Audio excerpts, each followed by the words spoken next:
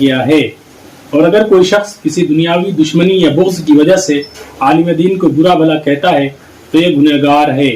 حاصل یہ ہے کہ عالم دین کی اہانت سے سلب ایمان کا اندیشہ ہے، لہذا اس سے مکمل اجتناب ضروری ہے۔ اس کے نیچے عربی کتابوں کے حوالہ جات بھی دیے گئے ہیں۔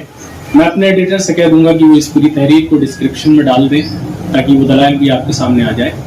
تو خلاصہ یہ ہے کہ سوشل میڈیا پر جو تحریر وائرل ہے، میسج وائرل ہے کہ قبر کا گڑھا دیکھ رہا ہوں، ظاہر سی بات ہے اس فتوے سے یہ معلوم ہوتا ہے کہ علم اللہ تعالیٰ کی صفت ہے، اور عالم کی اہانت گویا کی من وجہن اللہ تعالیٰ کی صفات کی اہانت ہے، اور اس سے اندیشہ کفر کا اظہار کیا ہے اور اس کو گناہ قرار دیا ہے۔